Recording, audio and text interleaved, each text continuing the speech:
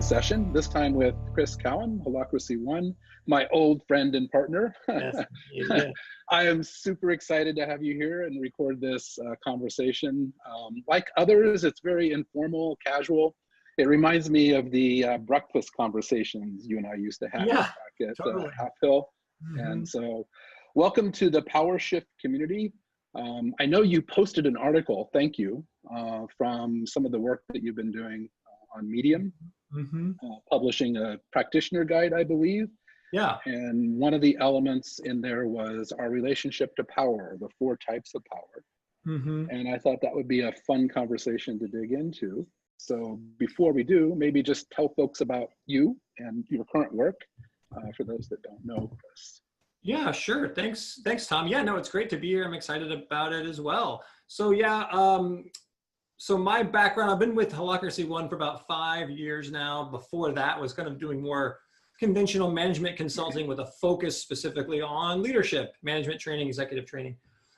So I got my doctorate in that and been kind of weaving this kind of half academic, half professional life, but in the consulting field, and ran into a lot of issues and, found Holacracy and thought, okay, well, this will work. I don't know if this is the solution, but at least it's heading in the right direction. And then joined Holacracy One, actually shortly thereafter. And then, yeah, I've been kind of immersed in doing this work. And it's a great opportunity really working with Holacracy One because, of course, there's kind of an intense culture focus on self-organization and self-management internally. And then also the work that we're doing in the world, our purpose is to also help others do this. So, experience, it's very kind of meta, I get to metabolize and reflect upon the experience and then, hopefully share it with others and hopefully it's helpful. That's one of the things I think I've appreciated most. I appreciate many things about you, but your ability to distill down these meta concepts and then make them available for others. I'm again reminded about our conversations. It was kind of my last tail end of operational role filling at Holacracy One when you came in. We had a little bit of an overlap. So we had a lot of early work, of course, a big body of early work for sure, but you matured that up to a great extent. So the whole maturity map, right? And some of the other publications and making the more esoteric aspects accessible. And then coaching and practitioner training and, relanguaging some of this for the rest of us. Well, yeah, yeah, great. Thank you for saying that. That's great feedback. I think from my perspective, it's felt like it's like what I have to do. In so many ways, I felt like a very slow learner, to try to uptake and understand what's going on because there's some of these, confusions or the paradigm is different and not understanding some things, even if they seemed simple in retrospect, completely confused me, for years. So, and my brain just wouldn't let go of them. They kept chewing until finally, one day maybe something clicked. And so it also seemed like, well, geez, I had just had someone explain that, maybe a few years ago, maybe. I mean, there's still a lot of learning, right? But maybe. So that's kind of still what I do. And then, so today we're talking a bit about power.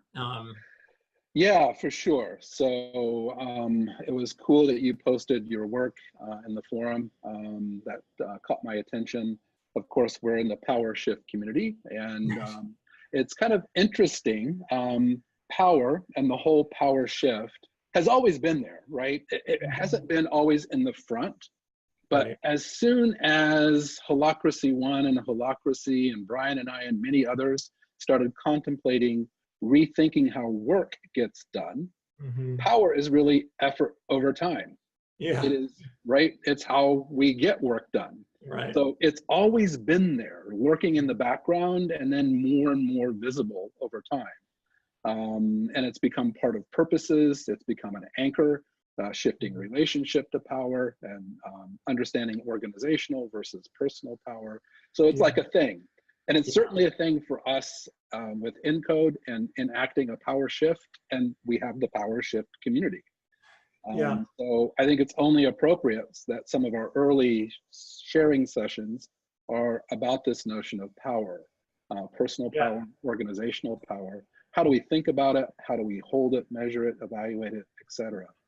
Right. Yeah. I think that, can I just add something to that? Because I think too, like, for me, part of thinking about why it's an important topic is I'm not entirely sure, exactly what you mean when you're talking about power. I mean, I think I have a rough idea, but my definition of it might be slightly different, or the aspects of it might be that I care about might be slightly different. And so the particular piece that I wrote on power was just kind of like, well, my definition that had come about, kind of integrating. Okay, I could use this model thinking about my own individual power, how I interact in the world, work aside. But it's also, I like to think, very relevant for even understanding kind of how holacracy, other self-management practices impact us and each other. And hopefully these kind of 4 different ways of thinking about power can provide some orientation to get at the deeper, almost like the principles. We have the rules, but I think it really helps to have both, right? Like to not set them up in a dichotomy of, just principle culture-based doesn't work great. So now let's just only do rules and structure. I think having both is really key. Yeah, for sure. And I like how you outline them. So you identified in your piece 4 different aspects of power, right? Yeah, or I kind of call them like 4 types. 4 types of power. Yeah, and the focus is kind of on the phenomenological experience, like what it feels like. It's borrowing maybe a bit from this idea of like how we define tensions.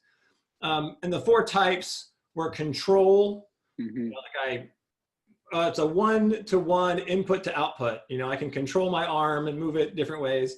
Influence, which is not control, it's like the ability to impact something. Thirdly, I have still struggled, actually. I think I called it like adaptability or responsibility. In other words, the type of power inherent in having options to something that happens to you. The simple metaphor I used was like the weather, right? I have no control over the weather. I have no ability to influence the weather even. But if I've got options, if I can choose to have my picnic outside or inside, or I have an umbrella and I can decide to bring it or not, the ability to respond to reality is a type of power. And kind of fourthly, necessarily, there's a certain amount of like helplessness, no power. There's truly nothing you can do. You don't even have the ability to respond. And for me, the phenomenological definition, as opposed to like an ontological, like it really exists, this is a real construct that exists, these really exist out there. It seemed like better to avoid that debate and just get it to, can you relate to these experiences of feeling like you have control over something, feeling like you have some influence, feeling like you've got options and freedom to adapt, even though you might not impact it on the front end, and then feeling helpless, like you can't do anything. And so hopefully, those 4, with those laid out, can spark some interesting conversations. Yeah, I love that. And it anchors it in our first person experience, as you said, a phenomenological experience of how this shows up for us. We could really unpack it, I think, a little bit more of how these 4 aspects, elements, characteristics show up in holacracy. And they're really translations. So there's a lot of leadership definitions that have similar component parts about controlling and influencing and motivating, right? So empowering, right? So these are all tricky kind of things in a self-organized system where we don't rely on something outside of us, or a person, better said, outside of us to do those things. It's the system itself. And I'd like to talk a little bit about that in a bit. But first, maybe unpacking these 4 aspects of how control shows up. Control oftentimes gets a bad name, a bad rap, right? Right. But there's a lot of good stuff that happens from controlling your work, right? Controlling your environment.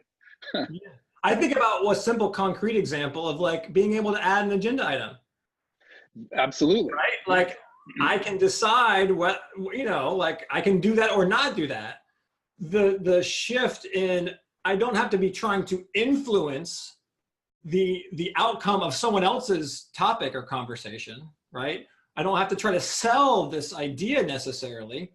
I can just bring my own agenda item, or I can just make the decision, and then people can process their tensions. I mean, I think owning and integrating that idea, it's what children are kind of desperate to hold on to. And I think all of us in some ways, want to be able to hold on to that sense of like, I have control over things. And it's an important, an important aspect of our experience. Yeah, absolutely. It's a feeling of you have a material impact on your environment or things you care about. Yeah. Your actions actually have a meaningful impact. You can control to a certain degree. You have autonomy. It lands kind of, for me, in that autonomous element of self-organizing systems, a high degree of autonomy, being able to control your work in the healthiest sense of that. Is to lead your work, right? Not lead other people, not control other people, but control the work in pursuit of purpose. Yeah. This is a huge, huge piece.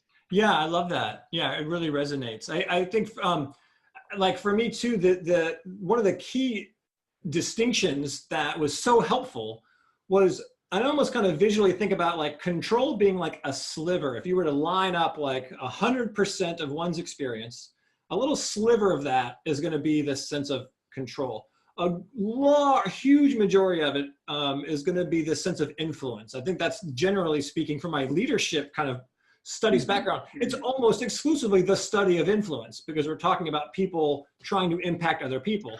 Right. So the distinction I was trying to make is to say, unless you're, we may colloquially talk about like my manager, made me send that email to respond to the customer or something. Like, I get that, but unless they physically grabbed your hand with their hand and physically made you type it out, right? Did they really make you do it?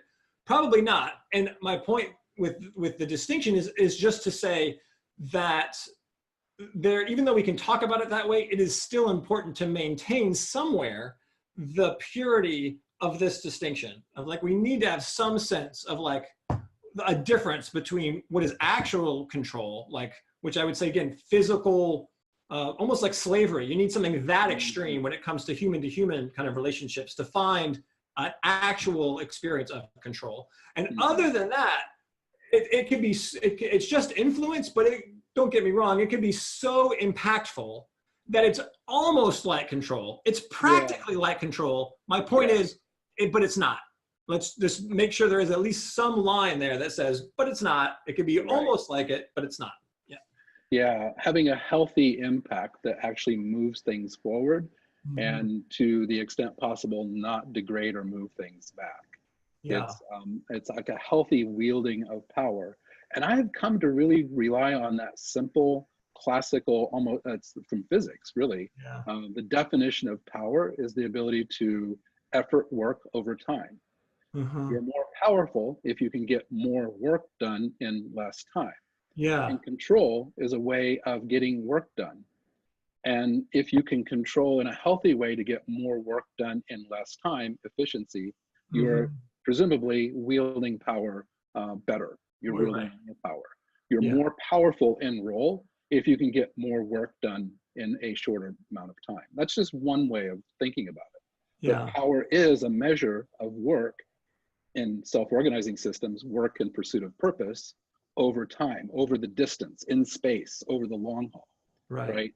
So power is work over time. Yeah, I like that metaphor a lot. I mean, because it's just so simple and elegant and applies, I think, to across the board. When I think about how it applies, with like like Holacracy, a self-organizing, company that's using a practice like this, recognizing that even though there are rules and they're being made explicit, that a lot of the new levers that one might have aren't necessarily kind of introducing a lot of new ways of thinking about things. I almost prefer to think about it more like clarifying what was already there and we pretend it isn't there. I love that. That's how I've come to language it too. There are lots of definitions for holacracy. We'll hang up the best of you, best of us in trying to describe it. There's so many. But it is an alternate power system, right? It's not necessarily that holacracy is better. There are preferences at play. I prefer self-organizing systems over other systems, but it is a different way, not necessarily better way. It's a different power system to get work done. Right. So management hierarchy is a perfectly fine way to get work done, and we've used it for a few hundred years, right? So we've efforted by coordinating in a different manner, much like we've used internal combustion engines as a powertrain to get down the road. We're now using electrical motors to get down the road. It's like comparing internal combustion with electric motors. These are just two different power systems, right? And so what we're talking about is a different way of efforting, a different power system to get work done. One that is self-organizing, purposeful, dynamic, transparent, has a high degree of autonomy baked in. Right. And that shows up in part with a classic element, control. Yeah.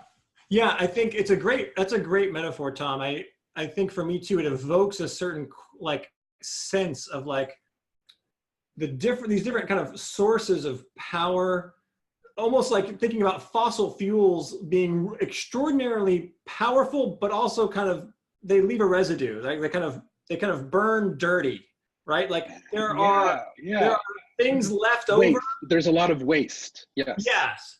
There's a lot of waste. And I think for me, I think almost just about coercion, right? Like trying, again, for me, so I kind of set control aside and say, we're really not talking about control. We're talking about influence, of which there is this huge spectrum of influence to kind of talk about. So for me, a lot of this would be kind of in the spectrum of influence, maybe even adaptability. But within that, spectrum, how do you go about getting things done? The traditional way of, or maybe if I were to say it this way, when I'm facilitating meetings and someone brings up an issue around making sure someone does something, right?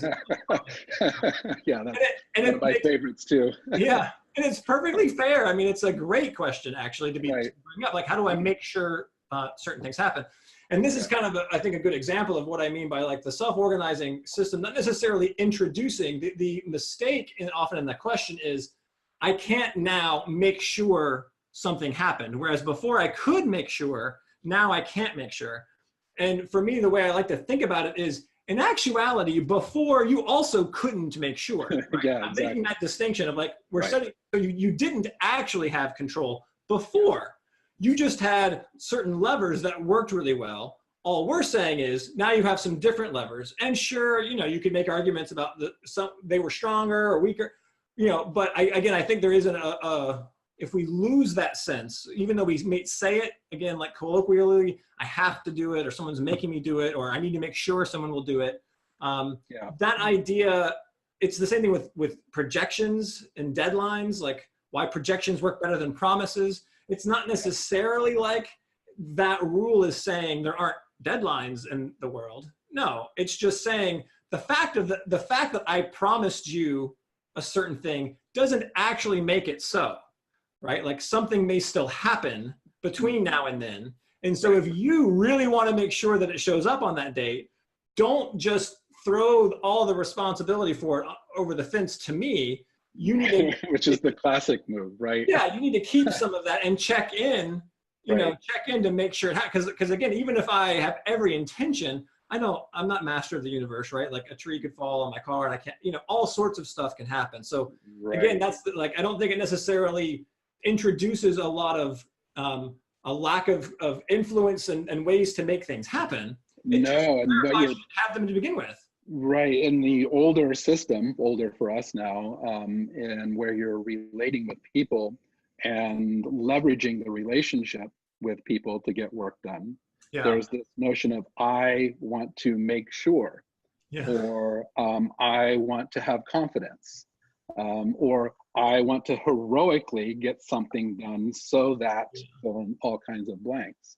And here we're shifting it to systemically. No I, but role, organizational processes to systemically get more work done over time in pursuit of purpose. And this is a new way of playing the game. And not knowing what those levers and pulleys are can lead, I think, to your fourth characteristic or element of helplessness, right? It can trigger a sense of becoming a victim of the process and becoming helpless. But that's your number 4. Maybe we move to number 2, influence, and talk about how influence shows up. Well, yeah. So for me, again, like I think of control, it really is kind of solely the dominion of like an individual, right? When it comes to me trying to impact you in any way, I'm, with one exception, unless I am physically forcing you to do something, right? Like it's not control. And since these are my definitions, I have the luxury of just saying, and I'm just giving you.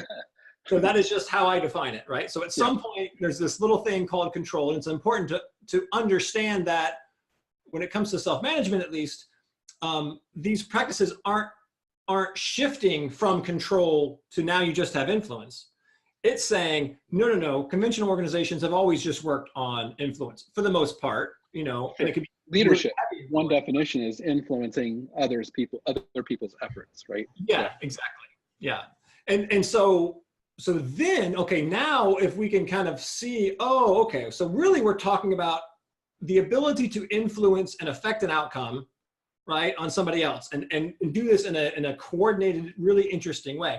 Well, now all sorts of really interesting questions come up about what is more influential on someone else.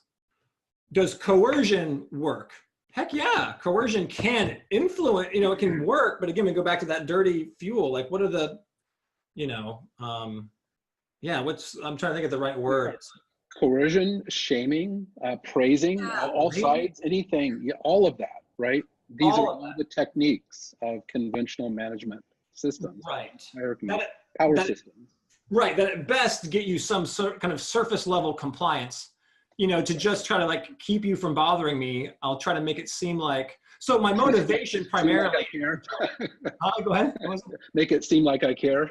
Yeah, right. And it's like, and the influencer who's using those mechanisms doesn't often just understand that you're kind of creating this kind of dynamic. You know, like not necessarily by definition, but you're certainly making it likely. You're encouraging others to remove themselves from their own sense of care because you're pushing it on them and you're trying to manipulate them into caring. And so we know that. So at best you get some surface level compliance. The impact of that is they have no real ownership. Yeah, so it's tricky because there's a big upside, of course, to what we're talking about too. In the conventional world, you have a relationship at play. And there's a lot of meaning making about having good relationships, good influential relationships, the ability to literally influence how people see themselves and the world, and using kind of conventional techniques. Mm-hmm. This is one of the things that folks find missing, quite frankly, in self-organizing systems that's all about a process in service of a purpose. Like there's a gap, there's a deficit there, which can, again, trigger that sense of helplessness, which we don't want. And it's not disparaging that which came before at all. It's just saying we're talking about a different power system that needs to rethink, reframe, and not down translate how we influence. Right. And what does it mean to be a we anyway? Yeah. Right. Right. And this is how power is held in a systemic approach to the distribution of power. It's where does influence show up? How do I as an individual influence? And there are lots of ways to influence in holacracy. Tons of ways, multiple pathways. Right. Right. Yeah. It's one of my favorite topics to get into because for me, at least, like we've got this rules. Holacracy is a great, you know, in that specific way of looking at the Constitution as very explicit rules about how some things work. But if we're thinking more broadly now about influence, just from my own experience, it's over time pretty obvious of like, there are some consistent patterns though that the Constitution says nothing about, but you almost need to know because without them, I don't know, you are going to have to figure that out at some point. So we might as well be explicit about it up front. And one of my favorite examples of that is the word pitch. You don't have to call it a pitch. You can call it some other thing, but if you don't have a word for communicating this energy of like you're trying to sell someone else on this idea you have, it can be very awkward and difficult to try to talk around the kind of power dynamics that may have been there, right? Because I can just tell you what I think. Okay, is that like a pitch? Like you would do that if you were me? Are you just talking out of your ass and you just thought, hey, maybe that's a good idea, but please Right. don't do it if it's stupid, right? Like there are Mhm. important distinctions there that we need to kind of know and develop so that we can just talk to each other, and we have more options for more clarity. You don't like have to use them proactively, but when you need to know the difference, hey, is that what you meant? You know, we need real ways of making those distinctions, which the Constitution, you know, strategically, intentionally is never going to talk about, but it creates all sorts of these gaps. And I would say from what I've seen, there actually are some pretty consistent patterns that fill those gaps. They may kind of call them slightly different things, but they certain functions that are kind of consistent. Yeah, I agree completely. I think you get a much more effective way of influencing without all the traps, all the Yes. relational traps. You can feel free to, as you said, pitch without it having come across the wrong way or Right. worrying about stepping on someone's toes, because there's no toes to step on. In a Yeah. distributed authority system, we're clear on how authority gets distributed. We're clear on what roles have what accountabilities or expectations, Mhm. and where the boundaries are. So it kind of frees us up to use all of our influence in role in the system. Yeah. And then even outside that, it gives us, I think this is what you're pointing to, more space to show up. The Constitution is completely silent on this by Mhm. design, By design. for a good reason, but it gives us space to show up as Tom and Chris Mm-hmm. and have these kind of conversations influencing one another, each other in a much more natural way. And of course, this is a bridge into Encode's work I was of just going to say that's right. formalizing the context different than the organizational context, but the context for the people, so that we have a rule set that helps us orient to engaging and pitching each other personally, which Yeah. the Constitution, again, by design and for really good reason, is silent Right. Yeah. And I'm curious what your thoughts are on this too. I know for me, so much of this has bled over into just my relationships in general, my personal life, being able to make certain distinctions. Like there is a real discipline and application when it comes to the organization. We've got resources, we've got clear purpose. You know, my personal relationships aren't the same in that we're not trying to perform a certain function. We're not trying to achieve a specific purpose other than maybe just relating. You know, so there's some important differences, but learning like, oh, that distinction, like control versus influence, or a pitch versus just an opinion, and learning ways to clarify that. I know for me, the idea of clarifying expectations Yeah. is extraordinarily deep. I had a really interesting example early on with a Holacracy One partner where we had a meeting scheduled. This was during one of our retreats. We had a meeting scheduled, and I really wanted to take advantage of another partner's time right then, but it would have conflicted with this scheduled meeting. So I was going to prioritize the scheduled meeting, but you know, for all I knew, that person would also be happy to meet later. Maybe there was something else that they would also rather do. So I thought, what the heck, right? I'll check. So I went and I asked, and I said, hey, would it be possible to move our meeting till later this evening? And she said, yeah, that's fine.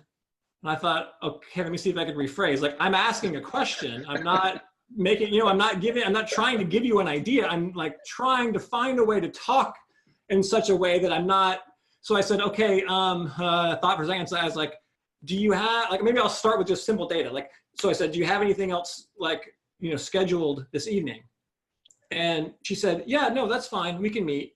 And I thought, wow, like, this is what we're like, the assumptions around certain things. It is actually can be very difficult to simply communicate so with the language of holacracy, I might be able to say, I'm just asking a clarifying question, right? Yeah. And that can convey all the time. Right. It can convey this whole, like the important energy here is like, I'm not trying to make a suggestion. I'm just trying to gather data.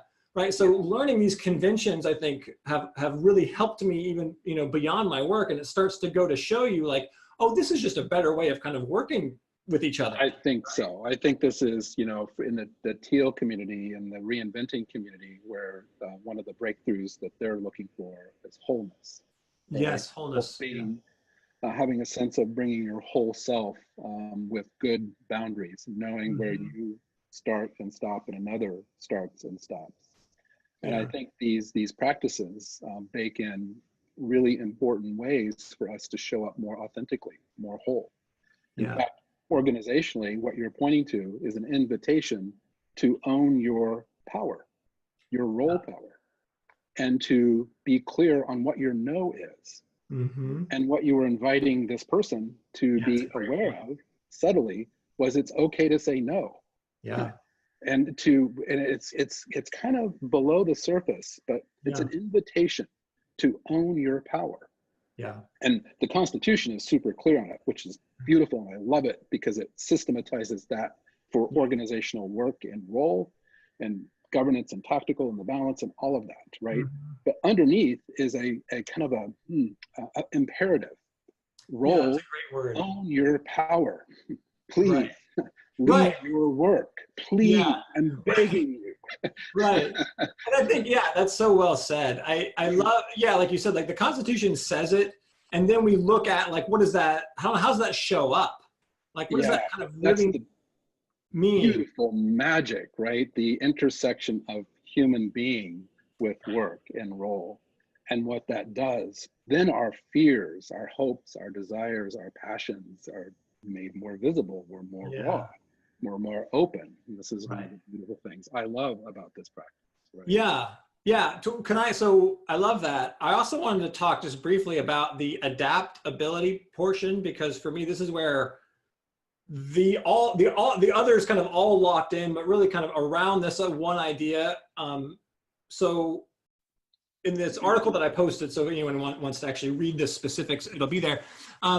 But I use the word adaptability almost quite literally, like adapt with a hyphen ability. In other words, having the ability to adapt to something versus not having the ability to adapt. I use the weather and the metaphor of like being able to bring an umbrella or plan around the weather versus not even knowing what was going to happen, and you show up and you've got no chance to adapt. Because for me, this is where this kind of, okay, you've got influence, and then we've got this thing called adaptability starts to get really interesting. It's a bit like the shift from command and control, because with control or influence, they're both starting off with an intention of like, I want to get from here to there. And then it's just a matter of like, how easy or not easy may that be? But it starts with my own intention to kind of affect a result. And then I'm looking for my levers. Adaptability is fundamentally different than that. It's saying you're just kind of living your life and things happen to you all the time. That doesn't necessarily mean you're helpless, right? Although that would be one category. There's this whole huge category of like, stuff is happening all the time without your consent, but that doesn't mean you don't have power, right? Doesn't mean you should feel helpless in the face of it. So for me, shifting to this kind of way of working started to open up my awareness of this reality of we don't have centralized individuals making decisions and saying this is how the structure is going to be. We have emergent order that's kind of magically appearing through individuals processing their tensions, and simultaneously, because people are out there and getting stuff done and all this, there's so much happening that is not, again, forget control, far beyond even my influence. Like I'm just trying to keep up and knowing what's going on. So the idea that having the opportunity and the freedom to respond, having pathways, essentially, having pathways to process tensions is a type of power, even if it's fundamentally oriented around adapting to something that's already happened. And that's, from predicting control to sense and respond is the other way of kind of saying. Yeah, it's where being responsive, the now next game, as GTD practice would, or David Allen would say, what's now and next, what's happening now and what's needed next, unattached to previous outcomes. So being agile, lean, responsive, whatever word you want to use, that's one way it gets unpacked into owning your power. Part of that is being open to what is needed next. Right. While acknowledging what is, it's a balancing act between those two poles for sure. Right. Unattached to specific outcomes while steering towards broader purposes is part Right. of the game of executing, efforting within your power. Yeah. This is the whole dynamic steering, sense and respond process, right? Totally. And how that shows up. Adaptability is a very powerful technique, being responsive, nimble, whatever. Yeah. And I think, again, for me, some of it is I kind of keep, I'm kind of holding these definitions again for myself in kind of the experiential sense of like still feeling like I've got plenty of options and I've got plenty of power. I'm not impinged upon by the world just because things are happening without my consent. I mean, reality is doing that anyway, right? Yeah. It doesn't tend to bother me. I didn't design the road down my neighborhood. I didn't choose to put that tree in my neighborhood. Like all this stuff is kind of already there. Similarly, in an organization in which now more people have more pathways to affect more results, right? There's a lot to change. And well, I remember being in one of the practitioner trainings, I think I was coaching there, and Brian has said this before, but on this particular day, it just really bothered me. I was like, what the hell does that really mean? And that was, he was using, I'll probably mess it up, but it's something like, distributing kind of this kind of authority or power to people is not taking away power from those that already had it, right? It's not like there's a single pie and it's carving it up, and it's not taking away, it's only adding to what others, and I was like, well, that sounds great, Brian, but like, what the hell does that actually mean? Because if you're thinking in terms of influence, okay, like if you're taking influence away from me and giving it to other people, well, that is kind of taking it away from me. So don't, feed me this line that's not, right? But if we think about this idea of authority and power more from the adaptability pathways, more people can respond than they could before. Now I can understand it as a net increase, right? It's a net benefit. It is not taking away.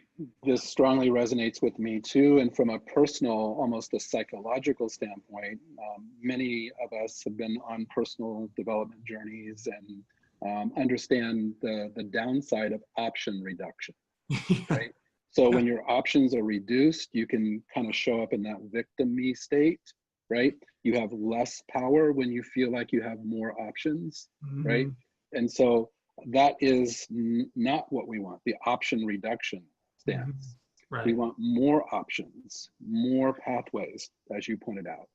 And we're not taking away, we're actually, to the point you were making and the point Brian makes, is we're giving people more options, more pathways, more opportunity to respond to what's needed to distribute more power in service of purpose, not to collapse the options to an egoic, personal, attached response, or to a healthy response in a dysfunctional system that protects you from the power structures at play.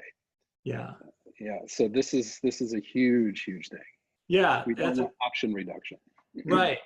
And I think it's a big shift, like you said, psychologically or even emotionally, because it represents a different orientation from kind of tension prevention to, tension kind of processing. Yeah. Right? Like we can say that, right? And it can sound snappy until somebody does something that, come on, you just should have known to not do that. Yeah. Right? Until it hits you, when it's so obvious that was just wrong. Come on now.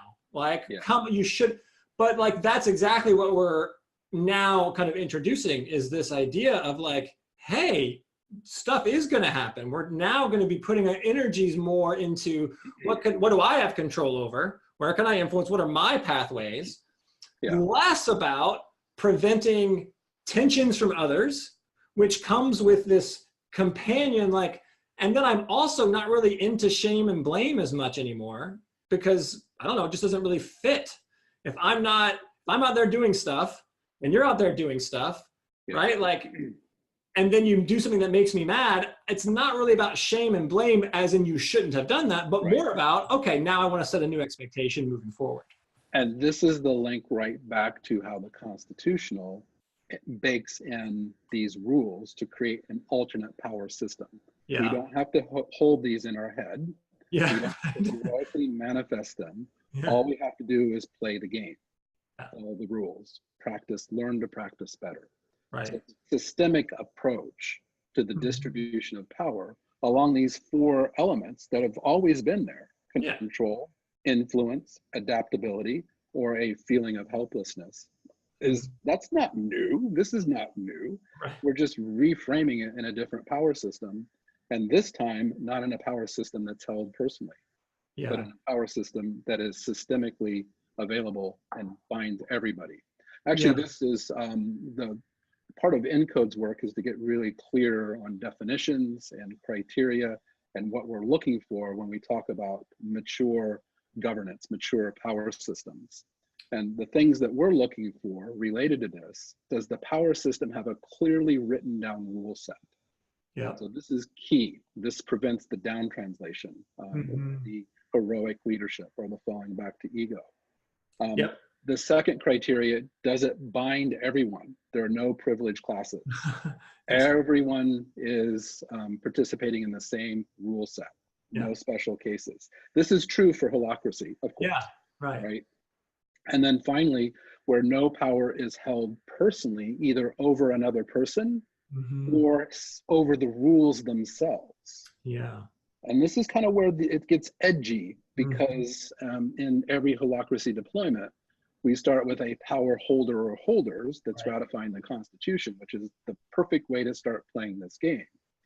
But back to ENCODE's work, we have other power systems that need to be upgraded too. Right. So we have the legal and capital structures and this whole notion of employment So important. Mhm. and people.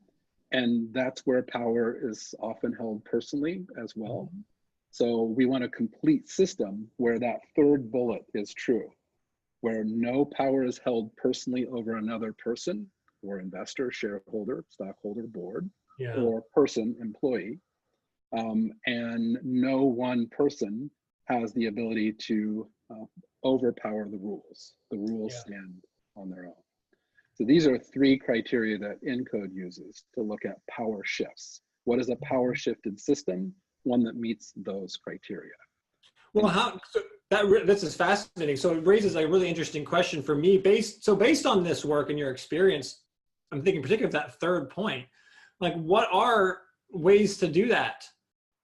You know, like, is it only applicable, you know, if an organization is kind of starting out without a lot of pre-existing, you know, or how do you go about kind of shifting it? Yeah, it's an awesome question. Perfect question from you. We need another maturity map.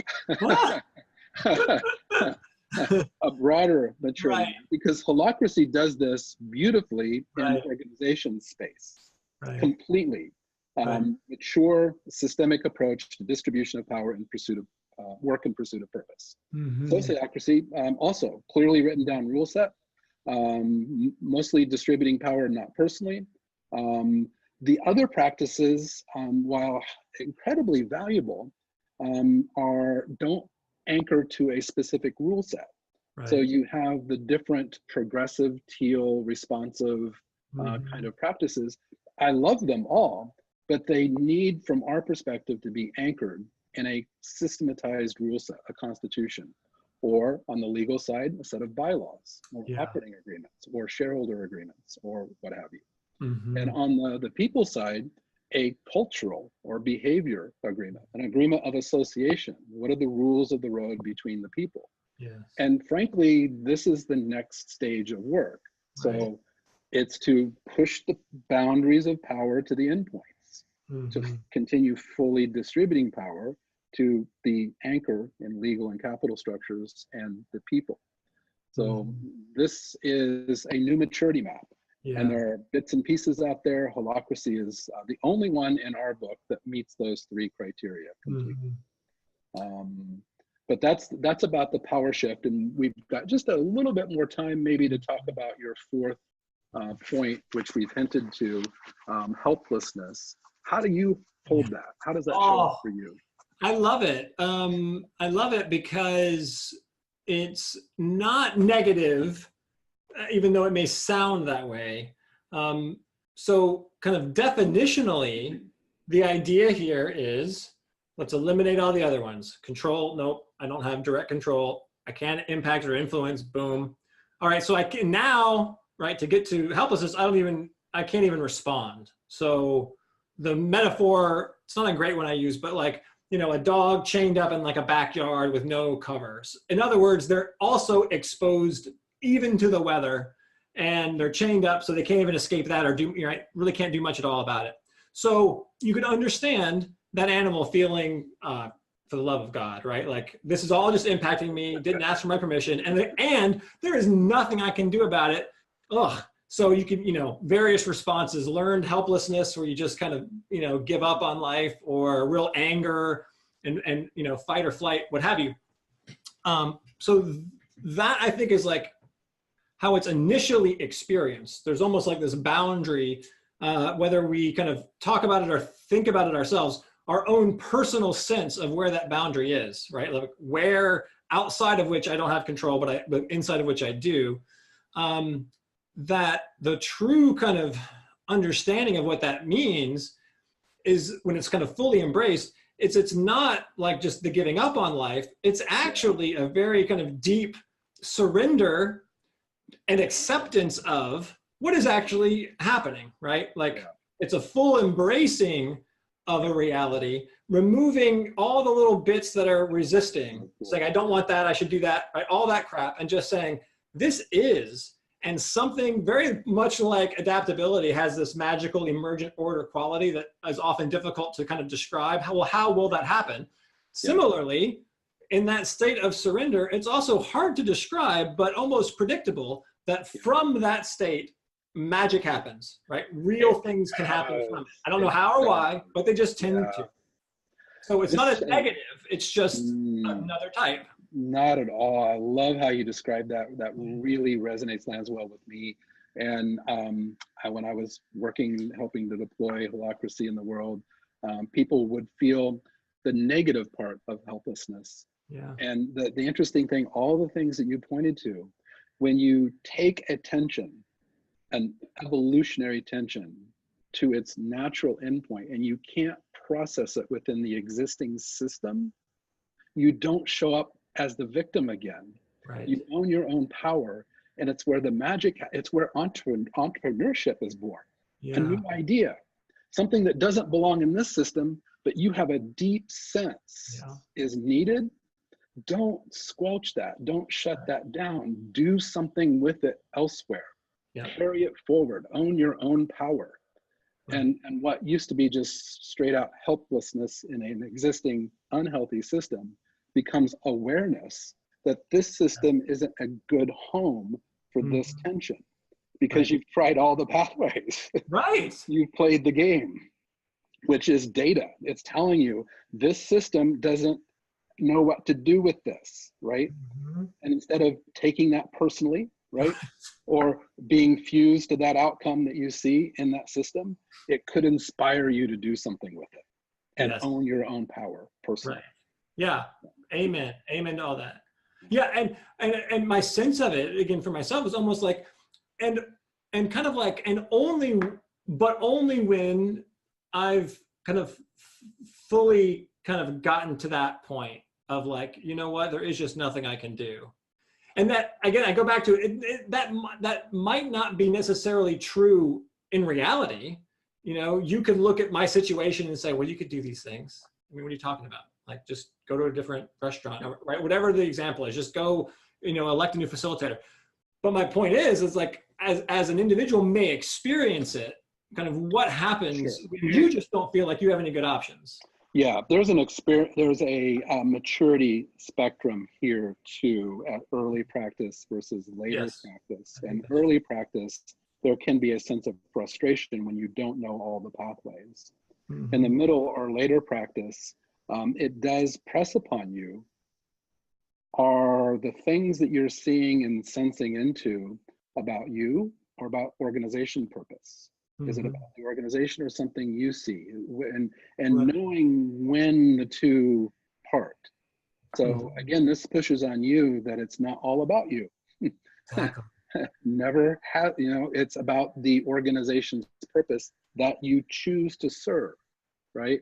So you almost, I almost, and this has happened on several occasions to me in my own experience. It's like, oh, I took a sledgehammer. Yeah, right. That's This my doesn't my belong. preferred tool as well. Yeah, Yeah, but oh, this belongs elsewhere. And this is yeah, really about more what I see, and I'll do something with it elsewhere. right. Yeah, But that comes at a later stage of practice, I think. yeah. You know what all your pathways are, and you're no longer frustrated. You're actually empowered intrinsically from yourself to do something with it, or you're very at peace with dropping it. I was just going to say that's the second thing you just said was the other big important one, because there's a lot to be said for that too. And like, especially I would think for like someone entering into this kind of space of self-management and the impacts it might have. I know for me, pathways, holacracy, pathways, you can do all this stuff, right? So it gives you, if you feel attention, you know, do something with it. So, right, this is the message that I was carrying forth. And I think it's a good one to kind of orient oneself with. The problem is there were certain situations where, you know, I didn't like, let's just say I didn't like the direction of the website. So I made some pitches to roles who had the authority, and that didn't quite work. Okay. But, you know, I still really didn't like it. So I tried this pathway. And you know what? It just wasn't what I thought it needed to be. You know what? Maybe it just doesn't need to be what I think it needs to be. Like, exactly. For the love of God, like I have done that. Maybe I just need to accept the fact that other people are also making decisions. And maybe I can just enjoy not having to care about that, right? Yeah. I mean, so you could look at it like I'm helpless to make it the way I want it to be, right? I can understand that as like I'm almost like with a resistant energy until you come full circle, hopefully, to like, yeah, there's just nothing you can do about it. Like, listen to yourself. You're telling yourself exactly the truth. There is nothing. Right. So when there's nothing, all sorts of new things happen, right? You start to say, oh my gosh, maybe it's just a whole other thing I need to be thinking about, what have you. It's the healthy side of surrender. Yeah, exactly. The healthy side of surrender. Yeah. Yeah. Maybe it should be called surrender, but I liked the, again, like when I'm thinking phenomenal, how it feels.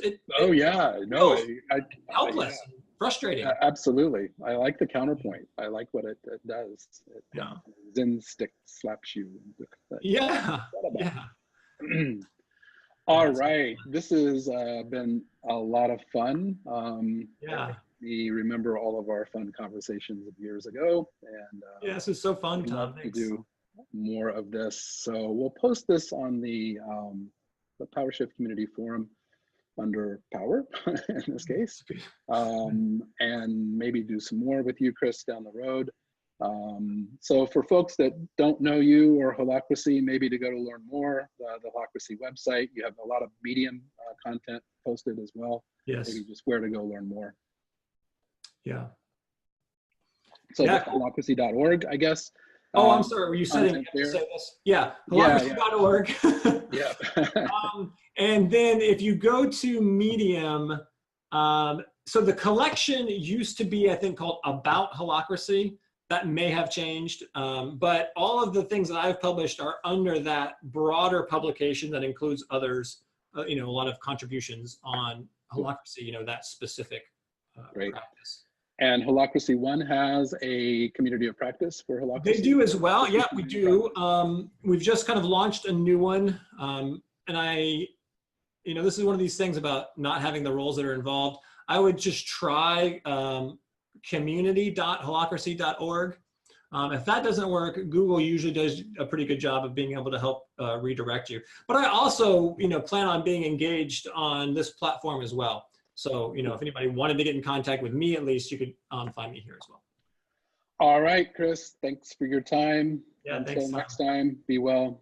Thanks. Yeah, you too. All right, take care.